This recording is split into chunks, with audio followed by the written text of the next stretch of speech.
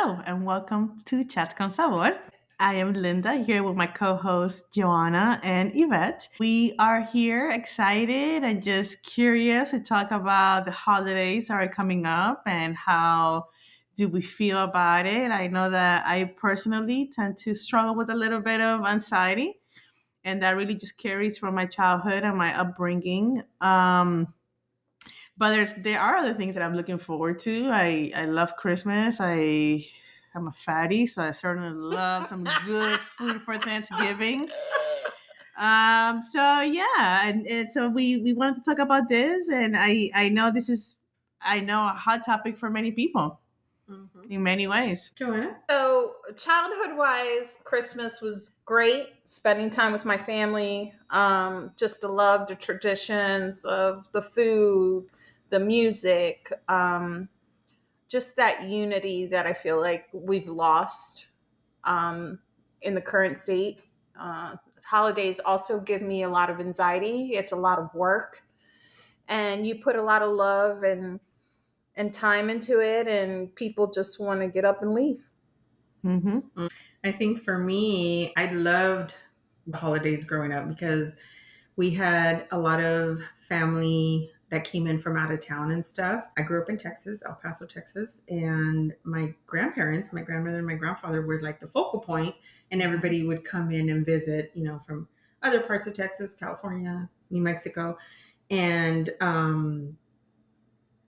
mean, it was just that was the highlight of the year for us, or for me and my cousins that grew up in El Paso as well. We used to like love when our cousins from out of town used to come in. So I have very fond memories growing up around the holidays. But as I got older and had my kids, I feel like the pressure was it was a lot. It was a lot to create those memories and try to make the holidays special for my kids. And then it became a lot about the production of it and less about the family and playing with your cousins. I was married to somebody in the military, so we moved around a lot, and a lot of times we didn't go home for the holidays. We just couldn't. We were a family of five, so it was very difficult for us to go home for the holidays. So my ex and I did what we could to try to make it special for the kids, but that meant overextending myself. That meant putting in a lot of work and effort to try to make the holidays really special for them, because it was just the three of them. I'm an only child. I don't know if you girls know that about me, but I'm an only child, so I don't have brothers and sisters where I have nieces and nephews and stuff, and we all get together at my mom's. It's just me and my kids. And now as we're older, or now as they're older, I should say, because I'm not older, they're catching up to me.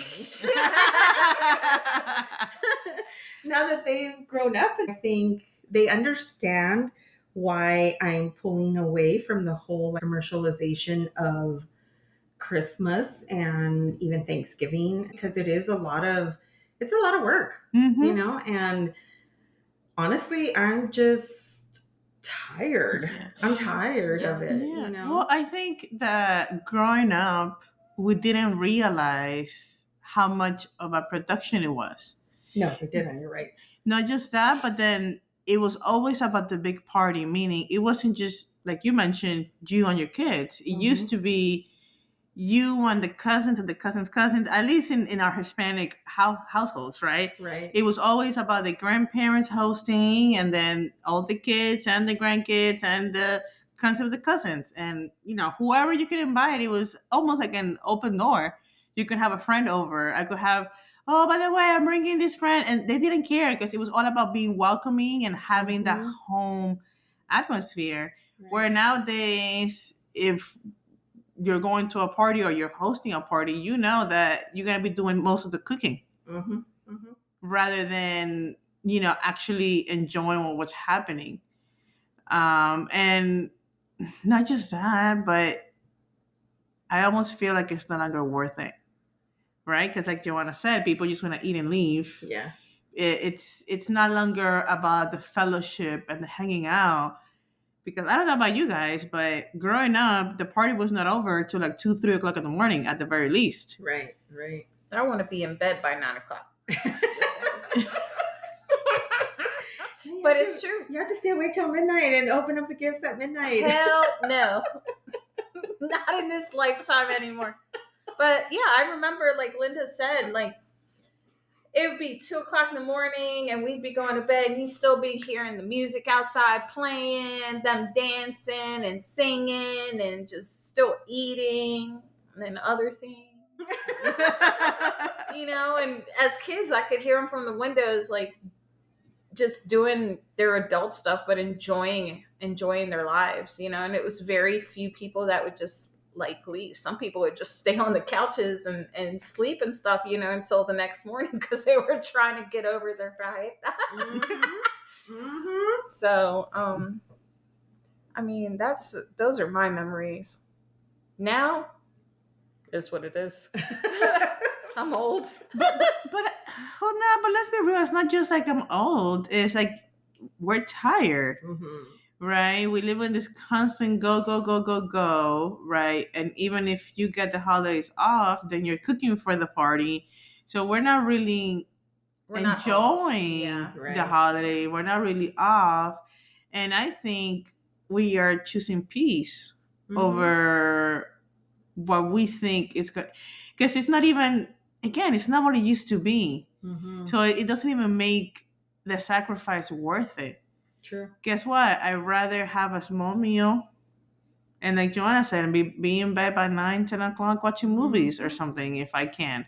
Yeah, that's true. This year I'm going out of town for Christmas. I'm going to be spending the holidays with my daughters, but I'm not even spending it with my son and my grandkids. And they're the ones, the grandkids are really the ones that are probably, we have to make this production, make it fun for them, right?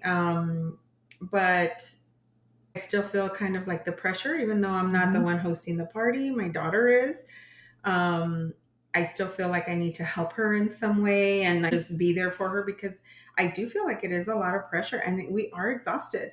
And I think just within the last 5 years, with inflation and everything and the state of the economy, it's become a burden now, I remember having a conversation with my mom the other day and I told her, I think we need to start a new tradition and just like do like a Santa's, Secret Santa, to where we will pick somebody or whatever, like a name, random, whatever. And then that person buys that person a gift and then that's it. None of this spending like thousands and thousands of dollars trying to make it quote unquote special for the kids when my kids are all adults now.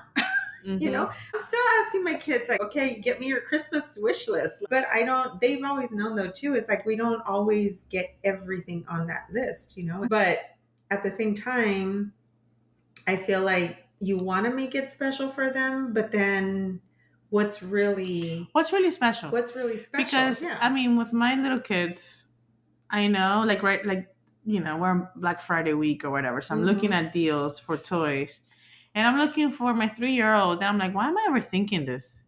Like, he's probably gonna have more fun with the boxes than with the actual toys. True. Right? Or the wrapping paper. Or the wrapping paper or whatnot. Now, my 9-year-old, he's starting to become a little more materialistic, right? Oh, can I have a Switch or an iPad, whatever it may be. Now, we have spoiled our kids so much with time, right? That now, for example, my stepkids, right? Now they're adults, right? But let's talk about 4 years ago. Guess what? Christmas came around. I didn't know what to get them. They already have the Xbox. They already have an iPhone. They already have AirPods. They already have... Why? Because every year we make it a point to, okay, you're going to get at least one big thing, right? Maybe a bunch of little stuff, but at least one big thing. So let's talk about high school years, for example. So let's say freshman year, finally they're going to get a nice phone because through middle school, you're not going to give them a nice phone, right? So maybe freshman year, you decide, okay, finally I'm going to give my kid an iPhone. Might not be the top of the line, but iPhone. Now, the following year, all of a sudden, okay, she doesn't need a new phone, but you know what? They're AirPods. Then the following year, by the time they're seniors, you've honestly bought them all technology-wise that they could possibly have. Because then maybe by senior year, you're buying them a laptop because they're going to college, right? So they have an iPhone, they have a laptop, they have an AirPod, they might have an Apple Watch. They might, what else do they need? Yeah. So now we're talking about fast forward to now. What are you gonna get your daughters that they don't already have, or your son that he doesn't, that realistically that they're gonna be like, oh my gosh, mom, I've been wanting this for the last zero. And forget about them being grown adults. I can honestly tell you, with my stepkids in the last 2 years, they were not really excited for anything Yeah. because there was nothing that they, oh man, they'd be dreaming all year to have. Yeah. Number one, because we were, even though we were givers, we were also very realistic. Okay, we're not millionaires. If I just got you an Xbox 2 years ago, you're not gonna get an Xbox again. Right. That thing better be falling, breaking apart. No more updates, no more. So even with my stepson, he got an Xbox once. We never got them another Xbox. Yeah. So guess what? They knew they couldn't ask for another Xbox or another iPhone, or because we made it clear. Hold on, we're not millionaires here. This is not what's happening. You're not gonna get an upgrade every year. No. But so what else is there significant to give? I think because we came from years, right? And tanto aquí, like in Hispanic cultures, like in our countries or whatnot, I think we come from generations of poverty, right? Like World War II, all these different things happen. Then you have all these new movements. Things are happening where we're trying to break free, right? We're trying to have freedom. And then we finally have freedom. And then the industrial times and whatever, and you're still struggling to produce. I think we've come to a place in life where, okay, we somehow economically the country is doing okay, even though we know the next 5 years have sucked. But we're doing much better than our grandparents were doing, right? So I think that has made a significant change in value, because when our grandparents were trying to give us Christmas gifts, they were a sacrifice. They were like, oh my gosh, mom, thank you so much, because you knew how much it costs them to provide you whatever you want. Now we're in this time where we don't even know what to gift. Everybody has everything. That's true. Like you were talking. Amazon brings you everything to your door. Listen, you were talking earlier. Oh, for your birthday, Christmas, whatever. I already got you guys this thing. And in my mind, I'm like, I haven't, but I don't even know what to get you. I know you have everything that you want. I know Joanna has everything she wants, and I'm like, okay. In order for me to get them something for Christmas, I really have to think this through. Because there's no quick little thing I can just buy for you guys, because no, it has to be meaningful, right? Because you already have everything possible that you may need. It's true. It's very true. And I think that's why I brought that up to my mom a few weeks ago. We're like, we need to stop like over giving, basically, because then it becomes part of the commercialization of Christmas and the production of trying to make it special, when in reality all we're doing is getting into debt. And a lot of people do actually, like they will rack up their damn credit cards and then I'll pay it off next year, or when I get my tax refund. Been there, done that. But, and like you said, you bend over backwards and you break your back to try to get your kids these extravagant toys or technology or whatever it is, and then they play with it for like a little bit, and then all of a sudden it's just like, what? Okay, I'm done. You find it in their drawer or underneath their bed or something, or in their closet on the floor. And it's like, wow, okay, I thought you really wanted this, but then they get bored. Because the next new shiny thing is on the market now, and everybody wants that new next shiny thing. Again, it's all about the commercialization of it. Now, I will say, there's one part of the commercialization that I don't, for the most part, I don't care what you have to say. If you have the means to do it, let me start with that, because if you don't have the means to do it, then it becomes a burden, right? But if you have the means to do it, there's something about decorating your house. There's something about putting the Christmas tree up and the lights and everything. Yes, the idea of having to take it down it's horrible. It's awful. But if you're going out of town. But if you bypass that thought, right? If you forget about the consequences about what you're about to do, right? And you put some holiday music in the background, and you have your little wine going, or whatever whatever you like want to drink, and then you pull out the boxes of holiday stuff, and I don't know, it fills you up. I don't know, it fills me up. Anyways, I know that last year I couldn't really put Christmas up because I had recently moved, so it was too much going on to put it up. But this year, I even put lights in the ceiling of my hallway because I saw a post and I thought it looked pretty. I don't know. I just got really excited about it, about being able to do it this year. And I don't know what my Christmas is gonna look like, but I felt good putting Christmas up and seeing all the lights and stuff in my apartment. Yeah. I think for me growing up, that was my favorite part. Aside from having my cousins and my family there, and just that feeling of just the excitement that everybody was coming to visit, Mm-hmm. it was that. I mean, we even had neighborhoods, which I'm sure they do here. Actually, I think the first year I was here, my daughter came to visit, and my cousin and her husband actually took us driving around to go see the lights. But that's what it is. It's the lights. Mm-hmm. And in El Paso, we have downtown. We have I don't live there anymore, but El Paso has a little. It's called the Placita, and they turn it into like a winter wonderland. And it's cold. It gets cold there, so it's cold. Sometimes it snows. Lately, it hasn't. Like over the past, I don't know, 15, 20 years, it hasn't snowed. But they have like a skating rink and all the trees and everything. And then they have, of course, the big Christmas tree in the center. It's the lights and then just the feeling of that it's Christmas. Mm-hmm. Here in Georgia, I love when people come to visit, I love to take them up to Dahlonega because it looks like a Hallmark movie. Like, Yeah, it's a Christmas town. Yeah, it looks like a Hallmark movie Christmas town. And it's so, that's the feeling. It's the feeling I get, like the spirit of Christmas, basically. But everything else, I don't want to be a part of it. I don't want to be a part of the whole commercialization and the production of like, oh my gosh, this has to be made special. Because what would be special is if my son would be able to come down, to California from Oregon to visit with my grandkids. That to me is special. Mm-hmm. Now, of course, I would, probably spend $1,000 trying to, get them toys or whatever.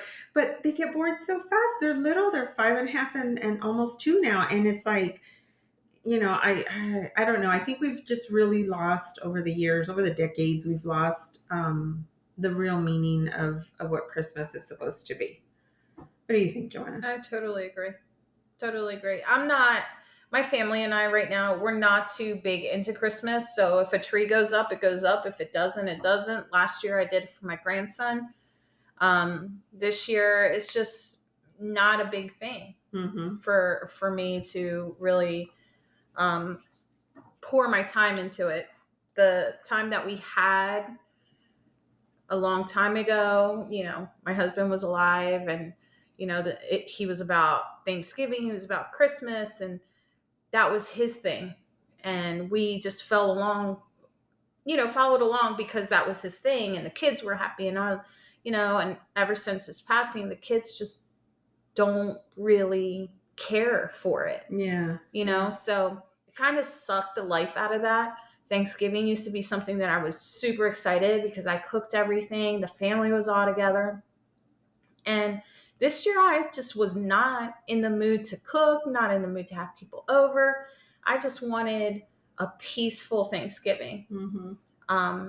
But of course my partner is like, I'll take over. I'll cook everything and I'll get everything. And you just take the holidays off and just, I'll take care of everything. And I was like, that's great. And then I started reaching out to my family members here and there and seeing if they wanted to come over. Everyone wants to come over, but it's not going to be something that it usually is. It's going to be scaled down dramatically, and we're there to fellowship, be with each other, and then go home. Mm-hmm. I was like, it's got to be early because,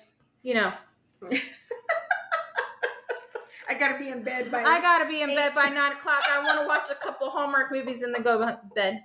I'm good. That's funny. But, it was something that was meaningful as a child. You get older, you get stressed out, you're spending all this money, and now it's like you said, Yvette and Linda, it's like, it's just losing all the meaning of what it truly is. Mm-hmm. Yeah. I will say this. Growing up, I think it's not so much growing up. I think it's very much a Venezuelan tradition, which I'm sure I'm going to end up doing here in a couple of weeks with my sister and some family. But part of the production, we have to make hallacas, right? Can you And tell us what those are? yeah, hallacas. The best way that I can describe it is think of a tamale, I guess, but the dough is made with the same masa, right, that you make arepas with. Mm. Okay, now we season it, we put other stuff in it, but that's what is used.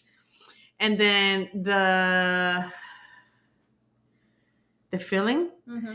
it's very full, very rich. You have, depending on who makes it, right? But usually it's mixed. You have like pork and chicken, or again, depends who makes it, and it's just juicy and it has all these things. And what we do, we make like an assembly line, and then you have the plantain leaves, and then somebody puts the plantain leaves in the oil, and then somebody else puts the harina, the masa, and then somebody puts the filling, and then you gotta put capers, you gotta put olives, you gotta put It's almost peppers, like pasteles. almost like pasteles, but they're fatter, they're bigger. Anyway, so then you put all of that together, and let me tell you, that would take literally all night, and then you make like 200. I don't know, depending how many you make, and it's a lot. Like that's It's a one lot of thing work. I don't look forward to. I'm That's why I sorry, don't make pasteles. I don't look forward making a jackass. I really don't. Like, and mind you, this was a family bonding experience. It's what it was, because even as a kid you were expected to participate in the making of the hallacas, because again you make it like an assembly line, and depending on your level of expertise you have different jobs. Mhm. So you even have jobs for kids to do, and it was about the fellowship. You best believe everybody was drinking and having a good time, and the whole thing. The drunker you are, the better they taste. It was a thing. It is a thing. But even then, I've had years where we don't make the hallacas because it's so much freaking work. But I do eat it. We also make pan con jamón, pan de jamón, and it's this bread that has ham and bacon. And then it also has black olives and raisins. It's amazing. So there's definitely some holiday food that I look forward to eating from my country. Is there anything that you look forward to in the holidays? As long as you don't have to cook them. As long as I don't have to cook it. Escabeche, ajo con gandule, pernil. Break it down, baby. Well, now Break it down for us, though. Yeah. I'm not very familiar with Puerto Rican food, so. So arroz con gandule is the green little pigeon peas that are inside. Okay. Yellow rice, orange rice, red rice, whatever people decide to call it at that moment, that day. Pernil is the just the pork. It's baked in the oven for like hours. Okay. And the skin's real crispy and it's just so flavorful. And then you have the escabeche that's green bananas, and I was telling them chicken gizzards and onions and olive oil and just the flavors, the garlic, oh my God, they put capers in there. Now I'm curious because I've had escabeche before. Is that made with green plantains or green bananas? Green bananas. Really? Yeah. Green bananas. Okay. Mm-hmm. Interesting. Yeah. They boil them and then they cut them up. They boil them? Uh-huh. Oh my gosh, I'm so Are unaware. green bananas like, obviously they're not as sweet as yellow No, bananas? they're not at all. They're Not like at all. tart. They're Yes. a little bitter. Yes. Okay. I wouldn't say bitter. They don't taste like a plantain. Got it. They No. taste like, when you think of a banana, you think of it as real sweet. Mm-hmm. It isn't sweet and it isn't tart. It's just a green banana. Like it's just not ripe, Okay. Okay. So you get that flavor in it. But once it's cooked and everything, and you chop it up and you put all the seasonings and the vinegar and the oil and all that, and you mix it up, it's like you can't even truly taste the banana. Yeah. The green banana. You taste all the flavors that come out of it. But that's my favorite thing that my mom makes. And when I was talking to her, she told me she was going to make some for Thanksgiving. I was like, can you FedEx some, please? Can you please send Please. some? Even when she makes patele and stuff. I mean, she's retired, so she has all day long to make this stuff. But I'm like, Lord, her pasteles were amazing too. And I just start thinking pastelillos, like everything that she made. I just want a little bit of everything. How long has it been since you've gone back home for the holidays? I really wanted to go this year because I want to experience a Puerto Rican holiday. Like we experienced it here in the States, but in Puerto Rico it's different because like La Pajanda come to your house, they knock on the door and they're playing, el güero and the guitars and, it's just La Conga, like just so many different like sounds and everyone's so happy and wants to share and the neighbors are taking food to the other neighbors. I mean, it's just like an experience like nobody's business. Like everyone loves everyone in the holidays there, Yeah. And yeah, it's a different feel because it's tropical. You don't get the winters we get. They do get a little cold, but not anything like we get here. And I have a hard time because when I went to Florida around my birthday last year, seeing all the Christmas stuff out in a tropical island, it just to me it doesn't it doesn't go together. Like here in Georgia, we have the trees, we have the mountains, we have the crisp air, we have all that stuff, and that feels like a holiday. Going there, girl, you're just like, girl, go spend Christmas by the beach. Like you'll know what it's like. No, I'm good. I prefer it here. So Listen, I have a friend, not a friend, she was an acquaintance who was from Australia. And she was like, yeah, when you guys are celebrating, we celebrate Christmas in December as well, but we have barbecues because it's summertime down there. And I'm like, ew. Like, to me, it's like, as a guy with a Santa hat and his shirt off running down the beach or something, like, or a girl in her bikini and, like dressed up like Mrs. Claus. No, it just doesn't. Well, it doesn't go together. It doesn't work for me. Well, I put it this way. I remember Christmas, which is not Christmas, right? It's Christmas Eve. Not partying, but like the whole family tradition, having a good time with the family. And my brother literally not sleeping. He's having fun with the family, hanging out. He's 4 years older than me, right? And having permission from my mom to leave the house mad early in the morning with the friends because they want to see the sunrise at the beach on the 25th. Wow. Again, we're Hispanic, so Christmas is not really the 25th, it's the 24th. So he did his part. He was in the family's, holiday party. And then he will leave in the morning and go to the beach to do be with the friends. That I want to say that's a very much Venezuelan thing. That meaning you're gonna spend the holidays with your family, but then the next day you're gonna go to the beach and have fun with your friends. Have fun with your friends. Absolutely. Definitely something different. But all of that to say is, holidays in some tropical atmosphere is dangerous. For me, it just doesn't make sense.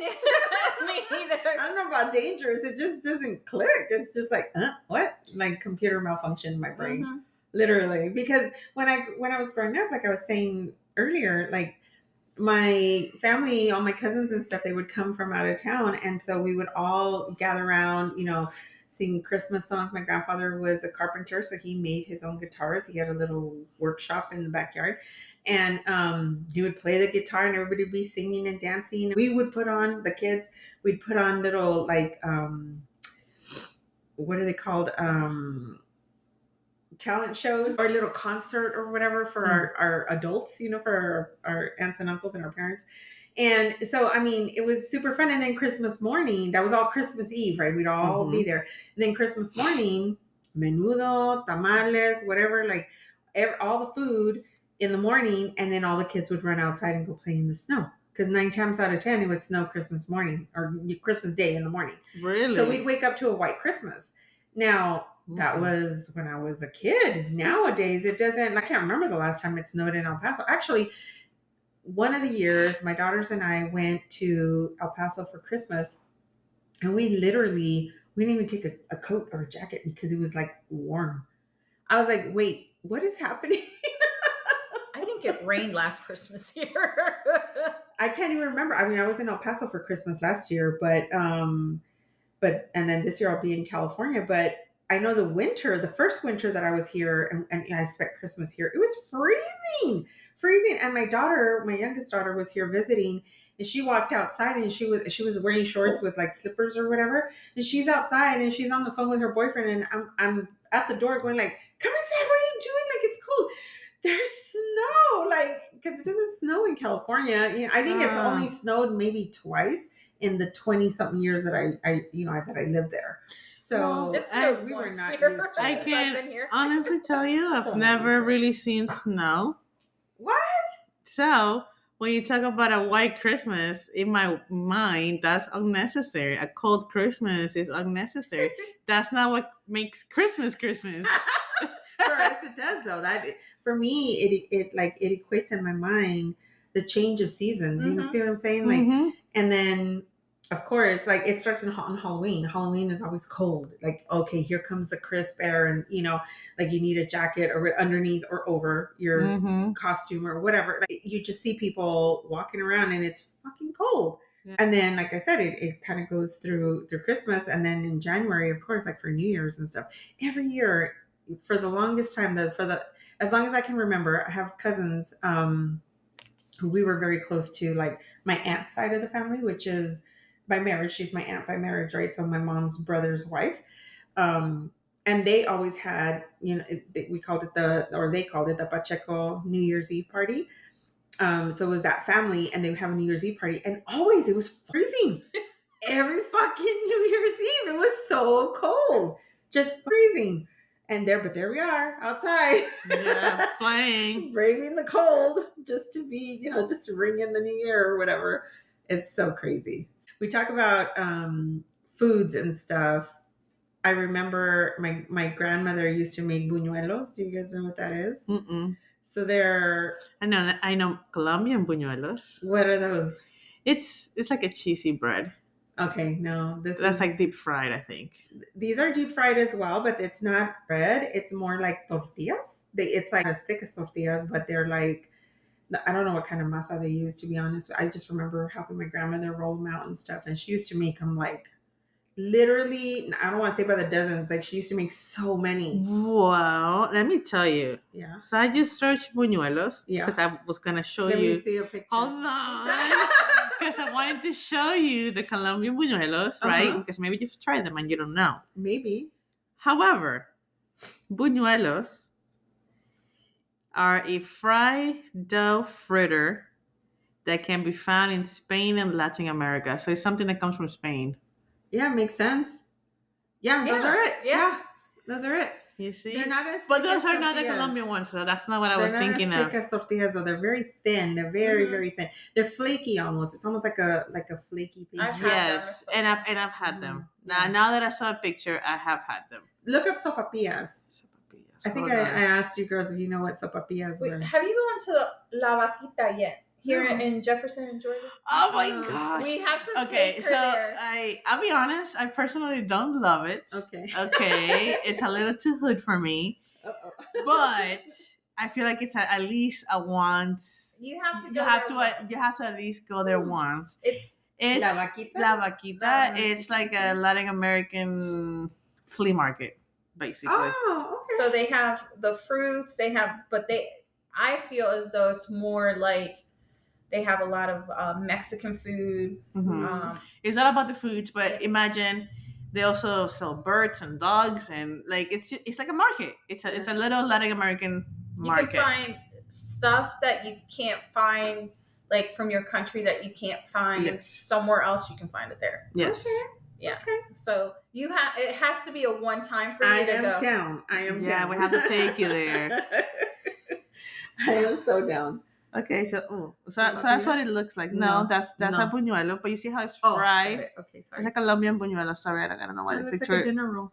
Kind of. It's Okay. round. It's cheesy, like salty cheesy Hmm. in the middle. But in the if you see the picture, it's like it's bread. It's bread in the middle, Yeah. but then on the outside it's crispy. So it's weird because you like, so at the beginning it's crunchy, but then when you close your mouth per se, then it's doughy because it's bread in the middle. Yeah. And the bread is a little sweet-ish, but then the sweetness with the saltiness of the cheese, it's one of my favorites actually. I have a really good friend who she's in California. She's Colombian. She would probably know exactly what that is. Yes. Actually, her family owns a restaurant. So what do you say, zapatilla? Sopapilla. Sopapilla. Mhm. Sopapilla. Sopapilla. We're looking it up, guys. So Yeah. bear with us. Yeah. Where's my like this? Yeah. Open up that one on the left. This one? Yeah.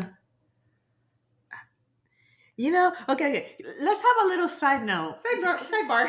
Can I tell you how my phone is frustrating the crap out of me? It? No. Or I updated? have not updated it. That's probably why. No. It's what's this thing that Facebook has? No sé. Meta. Meta.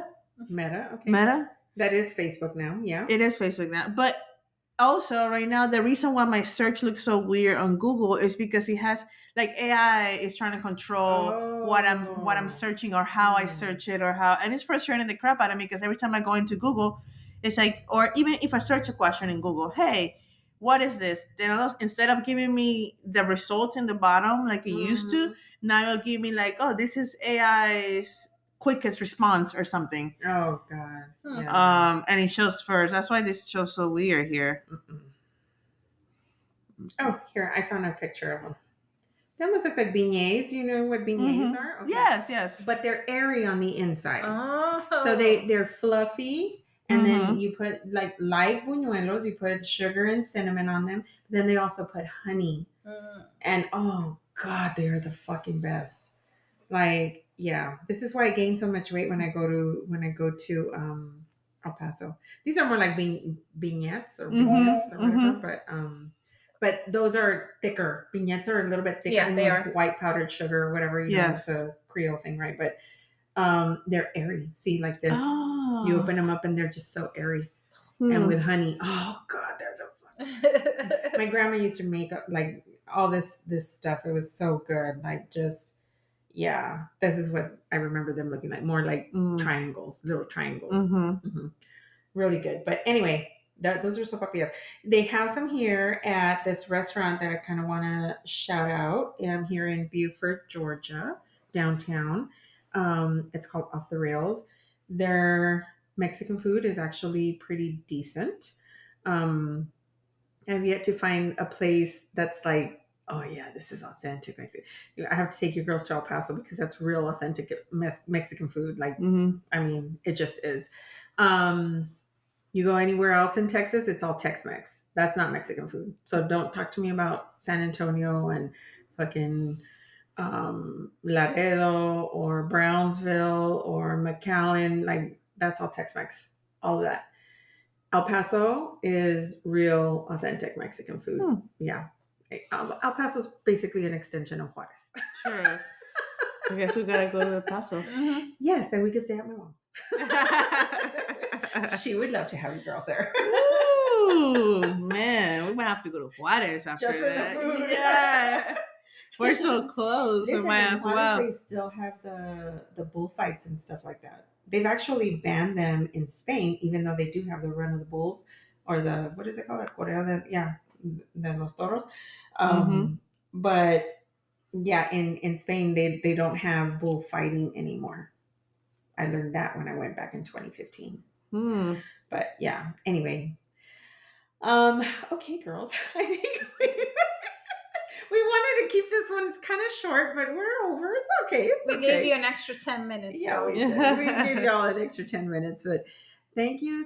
Actually, I'm sorry. I was already going to cut it short. See, I keep doing Look at that, man. Positive word. of the day. Yep, words of wisdom Yeah. here by Linda. Yeah, that's right.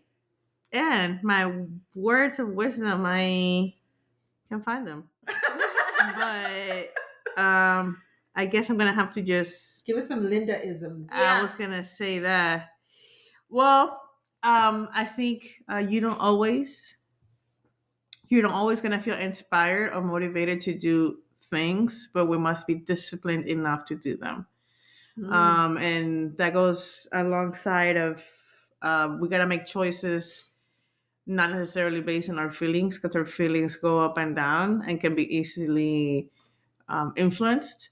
Yeah. But now, if we choose to, if we have our goals and we know where we're going, even though if it doesn't feel great, especially like we were kind of talking in the other episode where, sometimes stepping out of our comfort zone doesn't feel good, but it's mostly because it's unfamiliar, not necessarily because it's something bad for you, right? And I think a lot of times when we have goals and we're trying to break habits and generational courses and whatever you may call it.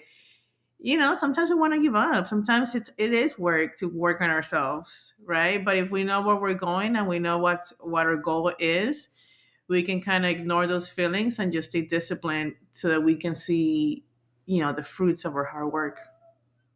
So, Very for our wise listeners words. out here, stick it through, guys. Stick it through.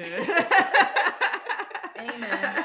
Thank you so much for joining us on this episode of Chats con Sabor, and we will see you on the next one. That's Adios. right. Peace out.